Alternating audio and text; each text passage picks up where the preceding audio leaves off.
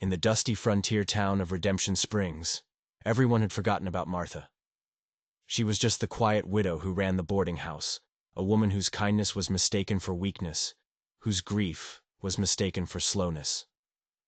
Folks saw her simple clothes and her tired eyes and dismissed her, casting her aside like a worn-out tool. They saw what was on the surface, but they never bothered to look deeper. But one man saw her differently. A rugged mountain man, a hermit named Ezra Cole, would ride into town once a month for supplies. He spoke little, kept to himself, and seemed as weathered and solitary as the peaks he called home. But from beneath the brim of his hat, he watched. He saw what no one else did. He saw a soul worth protecting.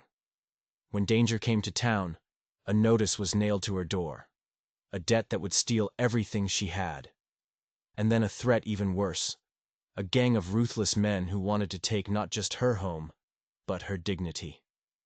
That's when the quiet mountain man made a choice that stunned everyone. He risked his land, his supplies, his very life to keep her safe. What would make a man give up everything for a woman the world had cast aside? You're about to find out. Redemption Springs wasn't much to look at in the summer of 1882. The silver mine had dried up years ago, leaving behind nothing but empty pockets and hollow hope. Martha Hendress lived in a boarding house with peeling paint and had for the 12 years since the mine took her husband, Thomas. The town folk called her soft, a woman who fed every drifter and mended clothes for free, never understanding that her generosity was a kind of strength they could never possess. She wore her late husband's wedding ring on a chain around her neck. It was tarnished now, the gold dulled by time. But it was a reminder that she had once been loved, once been valued, once been truly seen. What she didn't know was that someone was seeing her again. Ezra Cole lived alone in the mountains, a man haunted by a past he'd tried to outrun. He came to town only when he had to, a ghost moving through the streets. But he'd noticed Martha. He'd seen her 2 years back, stepping between a terrified Chinese railroad worker and a mob of cruel ranch hands. "He's under my roof," she'd said, her voice shaking but firm, "which makes him under my protection." Ezra had watched, stunned. Here was a woman the town had dismissed, defending someone even more powerless than herself, expecting nothing in return. From that day on, he paid attention. He saw the dismissive glances she endured, the cruel whispers she pretended not to hear, and he saw the quiet dignity with which she faced it all. It stirred something in him he thought had died long ago. On a late August morning, he watched her through the kitchen window, kneading bread as the sunlight caught the wedding ring on her neck. Just then, she looked up, and their eyes met. Ezra touched the brim of his hat. Martha smiled, a small surprised smile, and nodded back. It was nothing, a brief exchange. But Ezra carried that smile with him all the way back up the mountain, a flicker of warmth in his solitary world. That evening, sitting on his porch, he made a quiet promise to himself. If Martha Hendress ever needed help, he would be there. He had no idea that promise was about to be tested. The notice appeared on her door the next Tuesday. A legal document nailed there by the banker's assistant. A small crowd gathered to watch, their faces a mixture of curiosity and cruel satisfaction. The words were cold and formal, but the meaning was a death sentence. Martha owed $340 in back taxes. She had 30 days to pay, or the property would be seized and sold at auction. $340. It might as well have been the moon. Martha stood on her porch, reading the notice with trembling hands. "I suppose this was inevitable," Mrs. Keene from the Mercantile said, loud enough for everyone to hear. "Can't run a business on charity." Martha carefully unpinned the notice, her fingers numb. She folded the paper, once, twice, as if making it smaller could shrink the problem. She went inside, closing the door softly behind her, and made it to her bedroom before her legs gave out. She sat on the edge of her bed, the paper clutched in her hand. The math was merciless. She had $4.60 in a coffee tin under her bed. The boarding house was all she had. Without it, she would be homeless. a beggar in a town that had already condemned her. She touched the ring on her neck. What would Thomas think? Would he be disappointed she'd failed? She didn't know. She only knew her boarders would need dinner soon. She couldn't let her crisis stop her from caring for them. She stood, smoothed her skirts, and went to the kitchen. Word spread through town like a disease. By evening, everyone knew. The saloon buzzed with talk of who might buy the property. No one talked about helping. The next morning, Martha swallowed her pride and went door to door. She offered to take in laundry, bake extra bread, clean houses. The answer was always no, sometimes polite, sometimes mocking. She went to the bank. Mr. Garrison, the president, listened with professional sympathy, which was no sympathy at all. "The taxes are 3 years in arrears, Mrs. Hendress," he said. "Business is business." She left the bank feeling smaller than she ever had. She walked to the cemetery and stood at Thomas's grave. "I'm sorry," she whispered. "I tried. I really did." But what she didn't know was that someone had seen it all. Ezra Cole was in town that morning. He saw the notice nailed to her door. He saw her face go pale. He went to the saloon and listened to the vultures gloat.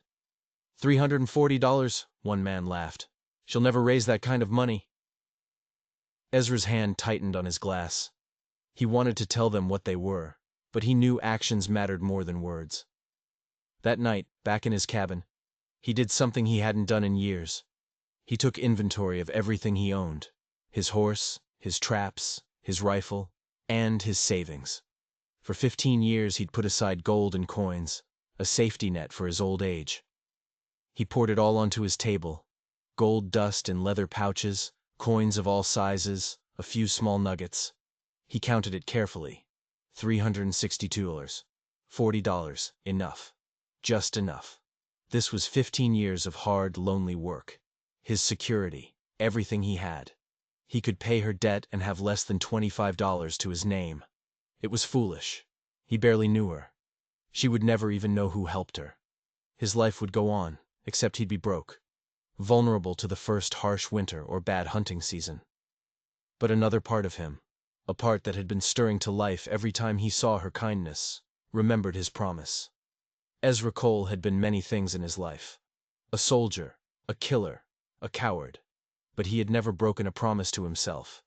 He counted out exactly $340. Tomorrow, he would ride to Redemption Springs and pay her debt.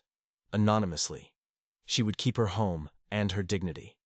And somehow, that felt worth any price. For the first time in 15 years, he was about to do something that truly mattered.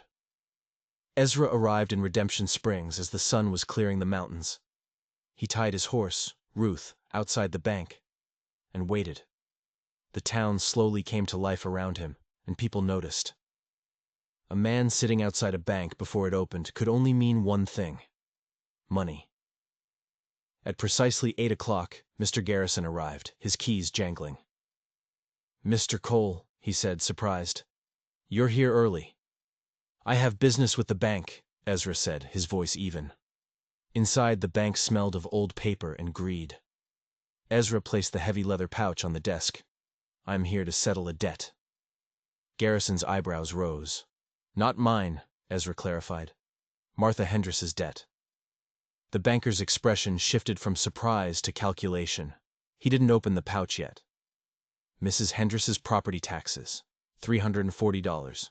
You're here to pay it?" "That's right." "May I ask why?" "Does it matter?" Garrison leaned back. "It's unusual. Mrs. Hendress didn't mention having anyone who might help her." "The money's good," Ezra said flatly. "That's all that should concern you." Garrison slowly counted the money, taking nearly 20 minutes. The only sounds were the clink of coins and the scratch of his pen. $340 exactly, he finally announced. "The debt is satisfied." "Good," Ezra said, turning to leave. "There is the matter of the receipt," Garrison said, his voice slick. "How should I note this payment? Shall I tell Mrs. Hendress you were her benefactor?" "No." Ezra's voice was firm. "She doesn't need to know it was me." Garrison's thin lips curved into a smirk. "You want this to be anonymous? I see. Privacy has a price, Mr. Cole." Extortion, plain and simple. Ezra felt his jaw tighten. How much? Let's call it $5 for the additional paperwork. And my discretion. Ezra reached into his pocket and pulled out 5 of his remaining dollars. They felt heavier than they should. I'll record the payment as coming from an anonymous benefactor, Garrison said, sweeping the coins into his drawer. You understand, of course, that she'll likely never know what you've done. There's no gratitude in anonymity. Don't need any, Ezra said. As he reached the door, Garrison called out, Mr. Cole, for what it's worth, I think what you've done is either remarkably noble or remarkably foolish. Possibly both, Ezra said, and stepped out into the morning sun. He was about to mount his horse when a voice stopped him. Ezra Cole. It was Tommy Sullivan, the young drifter who boarded at Martha's. Mr. Cole, Tommy said, breathless. I saw you come out of the bank. Did you just… Ezra cut him off with a look. I was conducting private business. But Tommy's eyes widened with understanding. It was you. You paid her debt, didn't you? Ezra stepped closer, his voice a low growl. Listen to me, son. Whatever you think you saw, you keep it to yourself. Mrs. Hendricks is not to know. Understood? Yes, sir. Tommy nodded slowly. But why? Why wouldn't you want her to know? Because some things are better done quietly. Ezra mounted Ruth and turned toward the mountains. But as he rode past the boarding house, he glanced at the door. The eviction notice was still there. By afternoon, it would be gone. The thought brought a small, private satisfaction that warmed his chest. Back in Redemption Springs, the news spread like a wildfire. An anonymous benefactor had paid Martha's debt in full. By noon, the town was buzzing with speculation. Family from back east? A secret admirer? No one suspected the quiet mountain man. When the banker's assistant came to remove the notice, he found Martha inside. Mrs. Hendricks, your property taxes have been paid in full. Martha stared at him. What? Someone came in this morning and settled the entire amount. Who? The word was a whisper. I'm not at liberty to say. The benefactor wished to remain anonymous. Her legs felt unsteady. She gripped the doorframe. Someone had paid $340 to save her home. But who? And why? She sat at her kitchen table, staring at the receipt. The question spun in her mind. She had no family, no wealthy friends. Old Jacob came in for his tea. You heard then? I heard, she said. I just don't understand. Maybe you don't need to, Jacob said gently. Maybe you just need to accept it as a blessing. Someone out there sees you the way you deserve to be seen. The tears came then, great shaking sobs of relief and confusion. When she finally lifted her head, her eyes were clear. I'm going to find out who did this, she said. I need to thank them. Over the next few days, she went door to door, trying to thank anyone who might have helped. Most people just laughed. Why would I throw money away on you? Mrs. Keene snapped. She briefly considered Ezra Cole, but the idea was absurd. A poor mountain man? Where would he get that kind of money? She dismissed the thought, never knowing her mysterious benefactor was back in his cabin, rationing his supplies, wondering if she would ever know the truth. 2 weeks later, Ezra rode down from the mountains, his supplies running dangerously low. He needed flour, salt, ammunition. His remaining money wouldn't go far. He was in the mercantile when Martha walked in. When she saw him, she paused. Mr. Cole, she said, her voice warm. Good afternoon, ma'am, he replied, touching the brim of his hat. As he gathered his meager supplies, Martha spoke again. Mr. Cole, I wonder if I might ask you something. Ezra's heart skipped. Did she know? You live up there alone, she said. It must be a lonely life. It suits me, he said. I was wondering, she chose her words carefully, if you would consider staying for a meal at the boarding house. There's always more than enough. No charge, of course. Ezra's first instinct was to say no. He wasn't comfortable around people, but she was looking at him with such genuine kindness in her eyes. All right, he heard himself say. I'd be obliged. Wonderful, She smiled. Dinner is at 6. He left the store in a daze. He had just agreed to have dinner, to sit at a table with strangers, to make conversation. The thought was terrifying, and strangely appealing. The dinner at Martha's boarding house was a turning point. Over the next few weeks, something gentle and persistent grew between them. Martha found herself thinking about the quiet mountain man, wondering what drove him to such isolation. She asked old Jacob about him. War does things to a man, Martha, Jacob explained. Some come back and can't stop talking about it. Others come back and can't bear to talk about it at all. Ezra is the second kind. A soldier. That added a new piece to the puzzle. She began leaving small packages for him at the mercantile. A loaf of fresh bread, a jar of preserves. He's just a mountain man, Mrs. Keene sniffed. Probably doesn't even appreciate it. That's not why I do it, Martha replied. Ezra didn't know how to reciprocate. He wasn't a man of social graces. But he tried. He left a bundle of perfectly split firewood on her porch one night. He dropped off fresh venison, claiming he had too much. He fixed her broken fence gate without being asked. Each gesture made Martha more certain of one thing. This man cared about her. But did he care enough to pay her debt? Before she could find out, new trouble arrived in Redemption Springs. Rumors began to circulate about a gang of rustlers led by a man named Jack Calhoun, a man with a reputation for violence. They're not just rustlers, Sheriff Dalton warned the town council. They're killers, and we have almost no way to defend ourselves if they decide to stop here. Fear spread through the town. Martha heard the stories but refused to run. This is my home, she told her boarders. I'm not abandoning it. That evening, as she sat with her late husband's Bible, she heard frantic hoofbeats outside.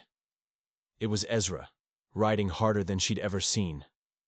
Spotted riders coming this way from the north, he said, his voice urgent. Heavily armed. I think it's Calhoun's gang. When? Tomorrow. Maybe the day after. Martha, you need to leave town. Tonight. I'm not leaving, she said. Old Jacob can barely walk. Lynn has nowhere to go. Tommy is just a boy. What happens to them if I run? Ezra looked at her and she saw fear in his eyes. Not for himself, but for her. Then I'm staying too, he said finally. Ezra, you don't have to. Yes, I do. I'm not going back up that mountain knowing you're down here facing this alone. Why? She asked, her eyes stinging with tears. Why would you do that? Because some things matter more than safety, he said, his voice low. Some people matter more than common sense. And I'd rather face whatever's coming, standing beside you, than spend the rest of my life wondering if I could have helped and didn't.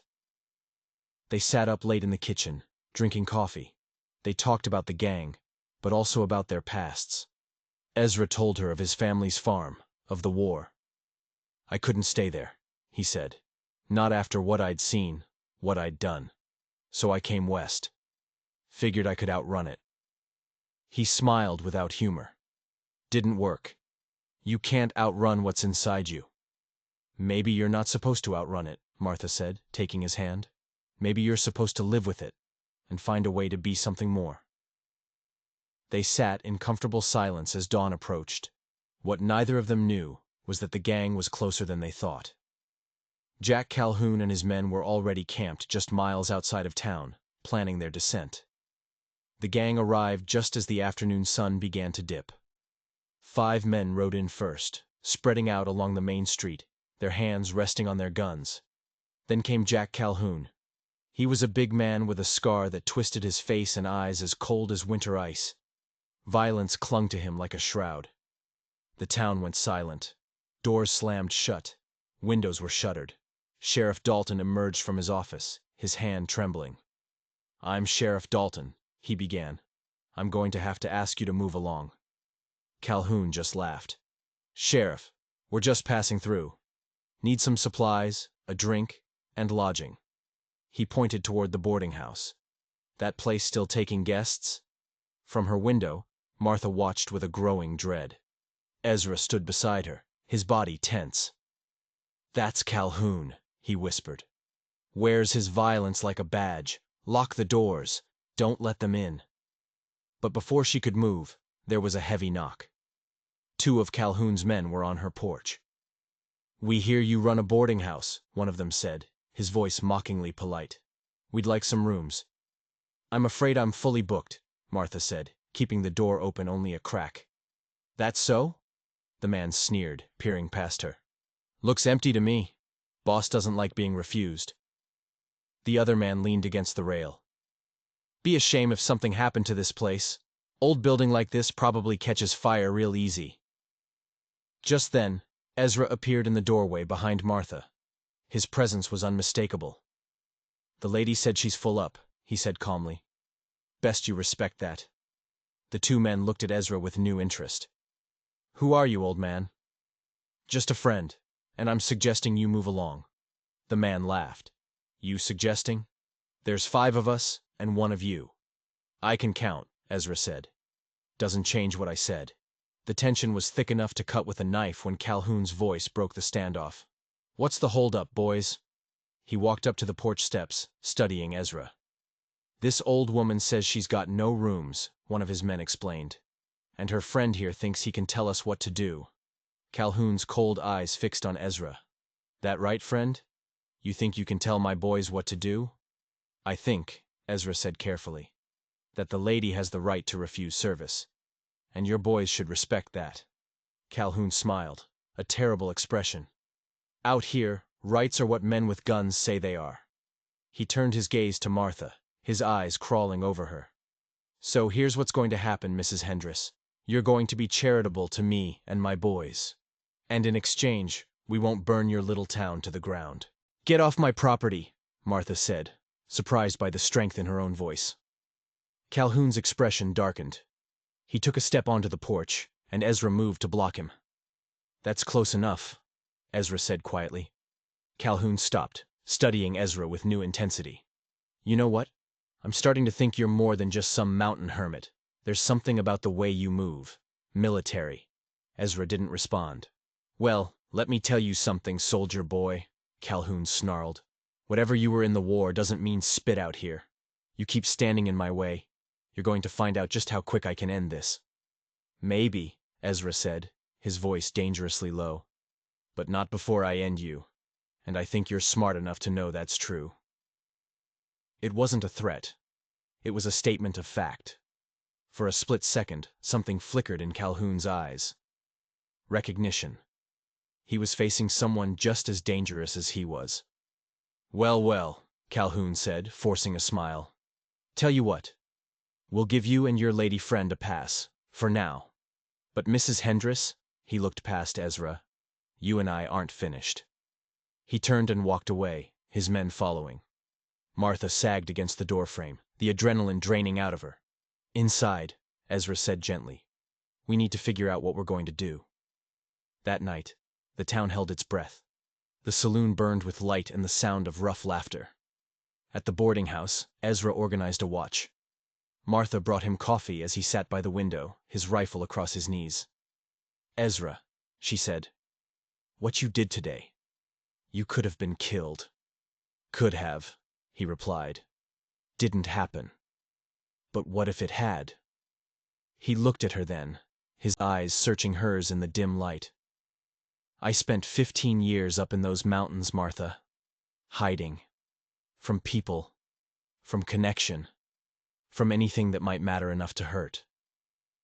And today, when I saw those men threatening you, I realized something." "What?" "That I'd rather die protecting something that matters than live another day protecting nothing at all." "I matter to you?" "You matter to me," he confirmed quietly. "More than is probably wise." She reached over and took his hand. "You matter to me too, Ezra." They sat like that for a long while, and it was the most intimate moment she'd had since Thomas died. It filled her with both joy and terror. "Ezra," she said softly, "I need to ask you something. When my debt was paid, was that you?" He went very still. "Why do you think it was me?" "Because Tommy saw you at the bank. Because you're the only person who's ever looked at me like I'm worth something. Because," her voice caught, It's exactly the kind of thing you would do. Give away everything you have and expect nothing in return. He was silent for a long moment. I couldn't let you lose your home, he finally said, his voice rough with emotion. And I couldn't tell you because what I did was selfish in a way. I did it because I couldn't live with myself if I didn't. That's not selfish, Ezra. That's the most selfless thing anyone's ever done for me. It's not about the money. It's about being seen. She lifted his hand to her cheek. Thank you. For everything. You've always mattered, Ezra said. The world was just too blind to see it. By the time dawn broke, they were no longer two lonely people. They were partners. The next day, Calhoun and his men emerged from the saloon, hungover and mean. They terrorized the town, taking supplies, emptying the bank, beating anyone who looked at them wrong. Then, that afternoon, Calhoun appeared on Martha's porch again. This time, he was alone. I've decided your boarding house would make a much better headquarters for me and my boys, he said through the crack in the chained door. You're going to invite us in, and if you don't, he leaned closer, his voice dropping to a venomous whisper. I'm going to start hurting people you care about. Old Jacob first, then the Chinese fellow, then that boy, Tommy. And I'll make sure you watch every minute. You've got until sundown. He walked away, whistling. Martha leaned against the door, shaking. Ezra appeared, his expression grim. He means it, Ezra. He'll do it. I know, Ezra said. He moved to the window, his hand resting on a brass compass he kept in his pocket. Which means we can't wait anymore. We have to act first. Act how? There's 7 of them. I've fought longer odds before, Ezra said, and Martha saw the soldier he used to be in his eyes, cold and calculating. And I'll be damned if I'm going to let that man hurt you or anyone in this town. He began to explain his plan, and Martha realized with a mix of awe and terror that this quiet mountain man was a tactician, a strategist, a man who understood violence in ways she never could. As the sun began to set, she made her own decision. She wasn't going to hide while he fought her battles. She carefully set aside the wedding ring she wore around her neck. That chapter was closed. This was a new one. Tell me what you need me to do, she said, her voice steady and sure. We need to know more about you, Martha said gently. If we're going to trust our lives to your plan, we need to understand. Ezra nodded. He sat at the kitchen table, and the others, Tommy, Jacob, Lynn, gathered around. From his saddlebag, he pulled a faded photograph. It showed a much younger, clean-shaven man in a Union cavalry officer's uniform. His eyes held a dangerous intensity. That's you, Tommy breathed. Captain Ezra Cole, 3rd Pennsylvania Cavalry, Ezra said, his voice flat. I enlisted in '61, fought at Gettysburg, Petersburg. After the war, I stayed on, fought out west for 3 more years. He recounted his last mission, tracking a band that had taken hostages. We got the hostages back, he said, his hands tightening on the table. But we killed 16 men. Warriors, old men, even a couple of boys no older than Tommy here. I was the one giving the orders. He told them about the last man he killed, a young warrior, no more than 17, trying to protect an old woman. I had him in my sights, Ezra's voice dropped to a whisper. He looked right at me, like he was asking me why. What gave me the right? What did you do? Lynn asked quietly. I took the shot. I always took the shot. That was my job. He pulled his hand away from Martha's, as if he didn't deserve her comfort. 3 days later, I resigned my commission. I couldn't pull that trigger one more time. So I rode west until I couldn't go any further, and told myself I'd never hurt another living soul unless I had no choice. Why are you telling us this now? Martha asked. Because if we're going to do this, you need to understand what you're asking of me. The man in that photograph, the soldier who gave those orders, he's still in here. If I do what I'm planning, I'll be letting him out again. And I don't know if I can put him back. What exactly are you planning? Calhoun expects us to flee or surrender, Ezra said, pulling out a rough map of the town. What he doesn't expect is an assault. He doesn't expect us to bring the fight to him. We hit them hard, fast, and cut their numbers before they can organize. You're talking about killing them, Lynn said, his voice shaking. I'm talking about defending this town. Ezra's eyes were hard. But yes, some of them will die. Martha looked at him, at the soldier he had been, and the man he was trying to be. I'm not hiding while you put yourself in danger, she said. This is my home, my people. I'm fighting beside you. Ezra looked like he wanted to argue, but something in her expression stopped him. You ever fire a gun? My husband taught me. All right, he said, pulling a pistol from his belt. You'll cover me from the boarding house windows. They spent the last hour of daylight preparing. Ezra checked his weapons with practiced efficiency. Tommy and Lynn reinforced the doors and windows. Even old Jacob contributed. I was at Antietam, he said. Saw how soldiers positioned themselves. You'll want someone watching the north approach. As the sun dropped lower, Ezra stood by the window, watching the saloon. Martha came to stand beside him. Promise me something, she said. That you won't lose yourself in this. That soldier in the photograph, he's part of you, but he's not all of you. I promise, Ezra said, squeezing her hand. Then the sun touched the horizon. The time for talking was over. Across town, Jack Calhoun poured another whiskey, smiling. He was sure the old woman and her protector were packing their bags like cowards. He had no idea that a captain of the cavalry was about to bring the war to him. Just after sundown, Tommy found Sheriff Dalton's badge pinned to the front door with a crumpled note. Can't do this anymore. God forgive me. He ran, Tommy said, his hands shaking. The sheriff actually ran. Good, Ezra said quietly. How is that good? Because now we don't have to worry about him getting in the way. The lines are clear. He looked at Martha. Through the window they could see the saloon blazing with light, could hear the gang's drunken laughter. They think they've won, Lynn said bitterly. That confidence will make them careless, Ezra replied, and carelessness kills. He moved to the table where his weapons lay. Martha watched him, and she saw the transformation. The gentle mountain man was gone, replaced by the cold, efficient cavalry captain. Here's how this works, Ezra said, pointing to his map. 7 men total, 4 in the saloon, 2 on patrol, 1 lookout at the bank. The patrol just went by, which gives us 20 minutes. What's the plan? Martha asked. First, we take out the lookout, quietly. That cuts their numbers and removes their early warning. Then, we force a confrontation at the saloon, on our terms. He looked at each of them. Once we start, there's no going back. If anyone wants out, say so now. No one spoke. We move in 15 minutes. Those 15 minutes stretched for an eternity. Martha made coffee, her hands needing a familiar task. Ezra stood by the window, a statue of patient readiness. She brought him a cup. Ezra, she said quietly, after this, if we both make it through, there's something I need to tell you. Tell me now, he said, in case there isn't an after. I've spent 12 years being invisible, she began. But you saw me. You looked at me like I mattered. And that changed everything. I know this is too fast, but life's short. I care about you, Ezra Cole. More than I probably should. And whatever happens, I want you to have that to hold on to.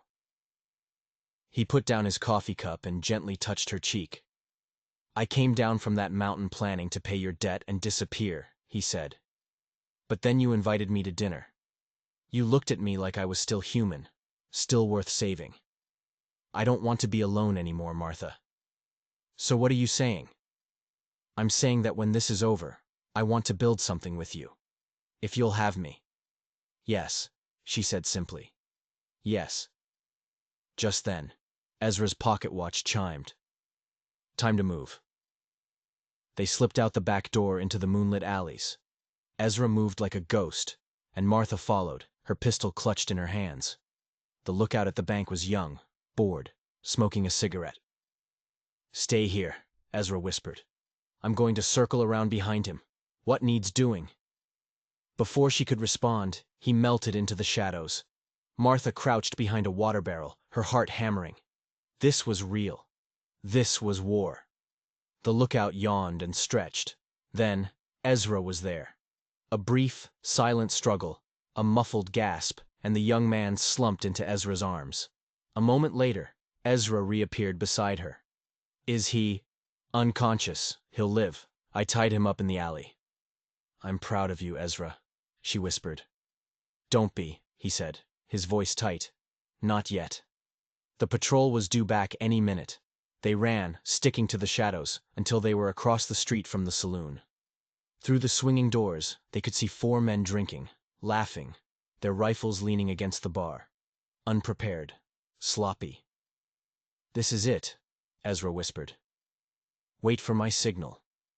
He took a deep breath, and the last of the mountain hermit vanished. In his place was Captain Cole, a man about to do what he did best. Ezra took the first shot. From the shadows of the alley, his rifle cracked once, and the window of the saloon exploded inward. A man inside cried out and fell. Chaos erupted. Before the remaining 3 men could grab their weapons, Ezra was moving.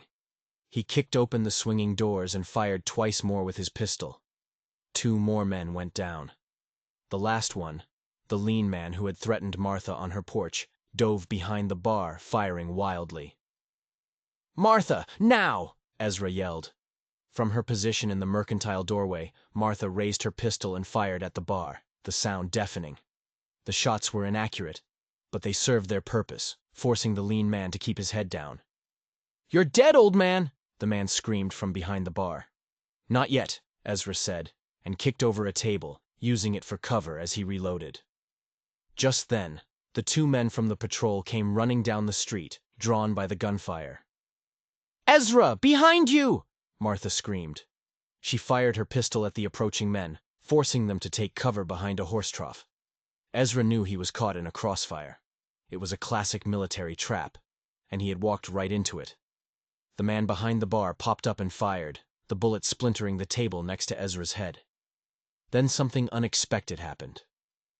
The doors to the houses and shops along the main street began to open. Men, and some women, emerged with whatever weapons they had. Old hunting rifles, shotguns, pistols. Led by Samuel the blacksmith, they began firing on the 2 gang members at the trough. The town had found its courage. The 2 men, surprised by the sudden resistance, were quickly overwhelmed. One surrendered, the other was shot and fell into the street. Now it was just Ezra and the man in the saloon, and Jack Calhoun, who had been upstairs. Calhoun appeared at the top of the saloon staircase, a shotgun in each hand. "You made a mistake coming here, soldier boy," he roared, and fired both barrels. The buckshot tore through the room, ripping apart tables and chairs. Ezra dove to the floor, the shots flying over his head. The lean man saw his chance. He rose from behind the bar, pistol leveled at Ezra. But he hadn't counted on Martha. She had moved closer, her fear replaced by a cold, protective rage. She fired one last time. The bullet caught the lean man in the shoulder. He screamed and dropped his gun. Now it was just Calhoun. He stood at the top of the stairs, reloading. Ezra knew he had only seconds. He rolled from behind the table, came up to one knee, and fired his rifle. The shot was perfect. It hit Calhoun in the leg, and the big man roared in pain, tumbling down the stairs to land in a heap at the bottom. The fight was over.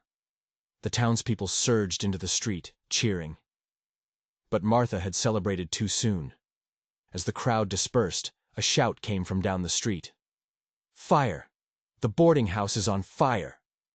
Martha's heart stopped. She spun to see orange flames licking at the back of her home, spreading rapidly across the dry roof.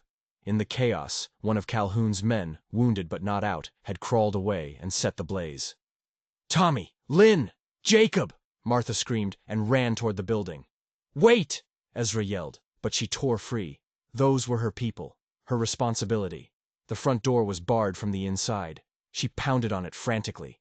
Ezra arrived beside her. "Move!" He kicked the door once, twice. On the 3rd strike, it burst inward. A wall of black smoke poured out. "Stay here," Ezra ordered. "Like hell I will." She coughed, and they plunged into the smoke together. The heat was intense. Her eyes watered, blurring her vision. "Tommy!" she cried. A muffled response came from upstairs. They stumbled toward the staircase, flames spreading across the ceiling above them. They found Tommy first, collapsed in the hallway. Ezra hoisted the young man over his shoulder. "Get him out," Martha yelled. "I'll find the others. I know this house better than you do." Ezra hesitated, then nodded and carried Tommy toward the stairs. Martha pushed deeper into the suffocating fog, feeling her way along the walls. She found Lynn in his room, trying to open a window that was swollen shut. She grabbed his arm and pulled him into the hall, but the smoke was disorienting. Which way was the stairs? Suddenly, Ezra was there again, a ghost in the smoke. "This way!" He guided them, his hand on Martha's shoulder, moving with a certainty born of chaos. They reached the stairs just as the ceiling collapsed behind them. A wave of heat seared Martha's back, but they kept moving, stumbling out into the cool night air. Tommy was conscious, coughing but alive. "Jacob!" Martha gasped, looking at the inferno. "Where's Jacob?" Tommy's eyes widened in horror. "He was in the parlor, keeping watch." Martha turned to run back in, but Ezra caught her. "No, I'll go. You can barely stand.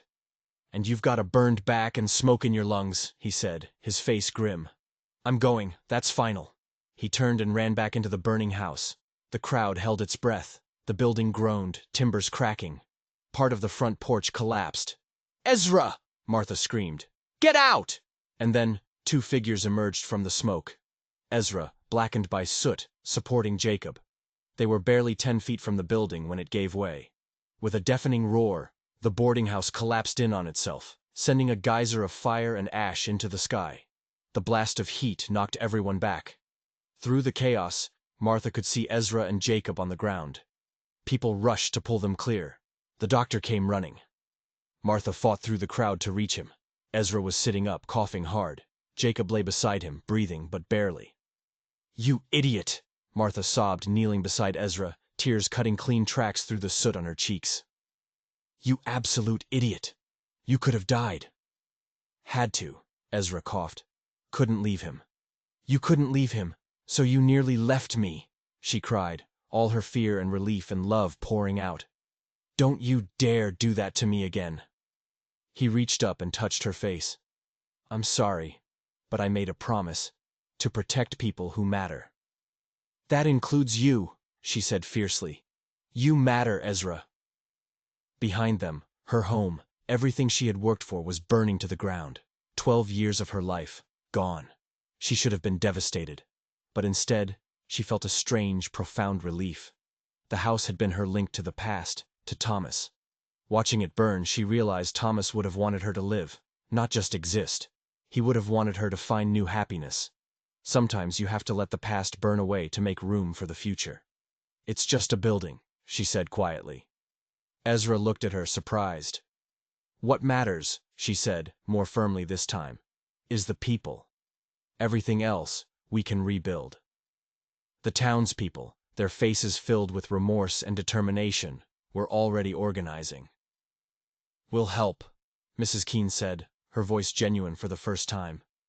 "We should have helped years ago. We'll make it right now." As dawn broke, the territorial marshal finally arrived. He surveyed the scene, the captured gang, the burned-out building, the armed townspeople, with surprised approval. "Looks like you folks handled things," he said. He recognized Ezra's name. "Captain Cole. Heard about you. Good to see those skills put to use protecting innocents." He and his deputies took the prisoners away.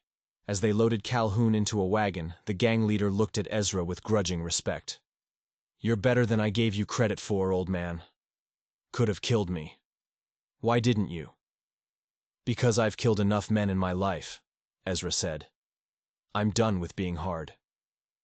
In the ruins of her home, Martha found a few precious things. Her Bible miraculously safe, a few photographs, and still on its chain, Thomas's wedding ring. She held it one last time, then walked over to Jacob. "I want you to have this," she said. "Thomas would have liked you. Remember him for me." "Martha, I can't. Please," she insisted. "I need to let it go. Make room for what comes next." Ezra appeared beside her. "What will you do now?" Start over, I suppose. Or, he said carefully, taking her hand, you could consider something different. Come up the mountain with me, not to my cabin. But I have land. We could build something together. A real house. A way station for travelers. We could live on our own terms. Martha looked at the town that had finally come to see her worth. But starting fresh with Ezra, that was the future, not the past. I want it, she said simply. I want to build something with you. His face transformed with a smile. The town council, as an apology and a reward, granted Martha the deed to her land, free and clear, and gave them both $500 for protecting the town.